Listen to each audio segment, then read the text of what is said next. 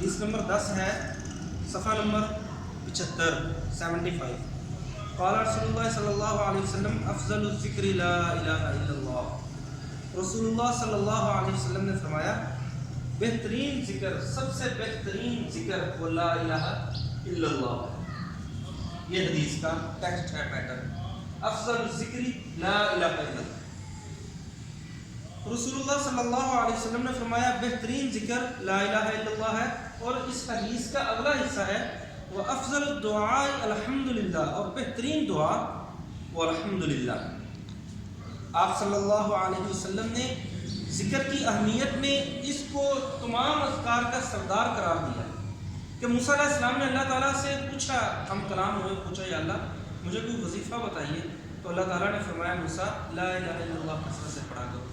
یا اللہ یہ تو سارے ہی پڑھتے ہیں، مجھے کوئی خاص بتائیے کہ موسیٰ ساتوں زمین اور ساتوں آسمان ترازو کے ایک طرف ایک پلڑے میں رکھ دیا جائے اور لا الہ الا اللہ کو دوسرے پلڑے میں رکھ دیا جائے ایک پرچی پر لکھ کے یا ویسے، تو فرمایا لا الہ الا اللہ وزن کے اعتبار سے اتنا بھاری ہے اور عمل کے اعتبار سے اتنا کامیابی والا ہے کہ ساتوں زمین اور ساتوں آسمان اس کے آگے ہوا میں اڑنے لگیں گے، اور یہ وزن کے اعتبار سے وہ پلڑا جھک جائے گا جس پلڑے میں لا الہ الا اللہ ہو۔ کہ لا الہ الا اللہ کو سمجھ کے پڑھنا کہ اللہ کے سوا کوئی معبود نہیں، کوئی معبود نہیں مگر اللہ ہی، کہ اللہ ہی کی عبادت کرتے ہیں، ایاک نعبد و ایاک نستعین، تیری ہی عبادت کرتے ہیں اور تجھ ہی سے مدد طلب کرتے ہیں۔ کہ بہترین ذکر اسے قرار دیا گیا، آپ صلی اللہ علیہ وسلم نے اس کو اذکار میں سب سے بہترین ذکر قرار دیا اور فرمایا کہ جو شخص صدق دل کے ساتھ لا الہ الا اللہ کو پڑھ لے دوزخ کی آگ اس پر حرام ہو جائے۔ اور پھر حضور صلی اللہ علیہ وسلم نے فرمایا اس کے نامہ اعمال میں 4000 نیکیاں لکھ دی جاتی ہیں جو لا الہ الا اللہ کو پڑھتا ہے۔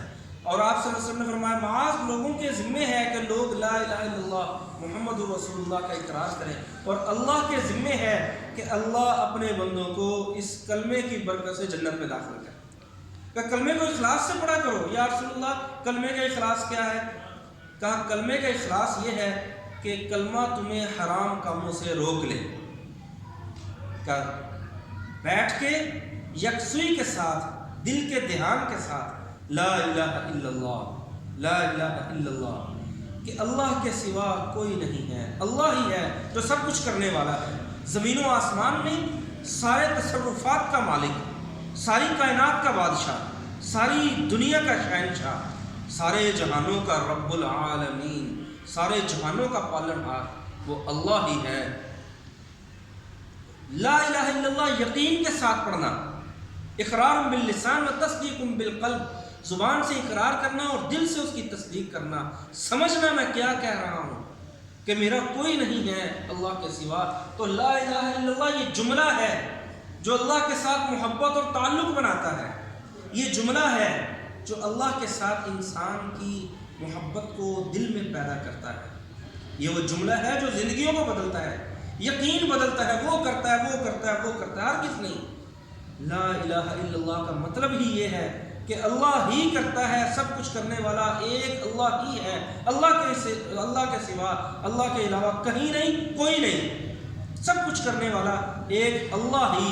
لا الہ الا اللہ کا یہ مفہوم ہے کہ لا الہ الا اللہ شرک کی تمام تر جو انسان کے اندر جزیاں ہوں وہ یہ لا ختم کر کے کوئی نہیں ہے، معبود برحق کوئی نہیں ہے، مسجود برحق کوئی نہیں ہے، صرف اللہ ہی ہے، سب کچھ کرنے والا صرف ایک اللہ، لا الہ الا اللہ۔ اس لا الہ الا اللہ کو دل سے پڑھنا، دل سے اس کو یا ایھا الناس قولوا لا الہ الا اللہ تفلحون، اے ساری دنیا کے انسانوں، آپ صلی اللہ علیہ وسلم کی پہلی دعوت کے بول جو آپ نے قریش کے سامنے بولے وہ فرمائے اے ساری دنیا کے انسانوں لا الہ الا اللہ کہو فلاح پا جاؤ گے۔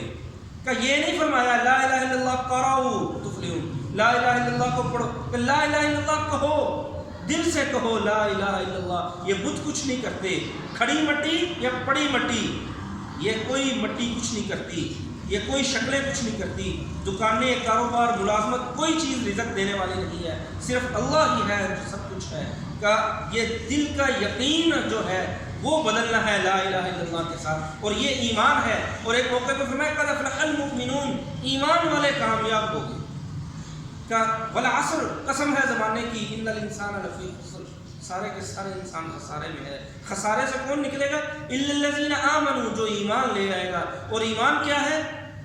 لا الہ الا اللہ کا صدق دل سے اقرار کرنا، لا الہ الا اللہ صدق دل سے اقرار کرنا، اور محمد الرسول اللہ کا صدق دل سے اقرار کرنا۔ کا تمام اذکار میں اللہ کے ناموں میں، اللہ کی یادوں میں، تمام اذکار میں بہترین اللہ کی یاد کا طریقہ اور اللہ کا ذکر کرنے کا طریقہ وہ اس جملے کا دہرانا ہے، لا الہ الا اللہ۔ کرنے والا صرف ایک ہی اللہ ہے، اس لیے صوفیاء اس کی خاص ترتیب سے اس کی مشق کرواتے ہیں، لا الہ الا اللہ کی مشق کرواتے ہیں خاص ترتیب سے۔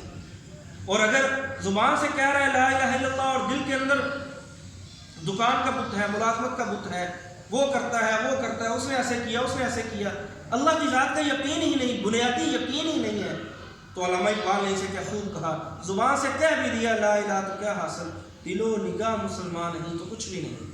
نہ دل مسلمان ہے، نہ دل میں اللہ کی ذات کا یقین ہے، نہ نگاہ مسلمان ہے، نگاہ بھی کہتی ہے اس نے کیا، وہاں سے رزق ملتا ہے، وہاں سے یہ عزت ملتی ہے، وہاں سے ایسا ہوتا ہے۔ اسباب پر یقین ہے کہ جو سبب ہے وہ محض سبب ہے، اور جو رب ہے وہ سب ہے، اور رب کون ہے؟ اللہ۔ تو یہ لا الہ الا اللہ کا یقین ہے۔ تو حضور صلی اللہ علیہ وسلم نے فرمایا افضل الذکر لا الہ الا اللہ، بہترین ذکر وہ لا الہ الا اللہ ہے۔ صدق دل سے جو لا الہ الا اللہ کا اقرار کرے وہ دنیا میں بھی کامیاب ہے، آخرت میں بھی کامیاب ہے۔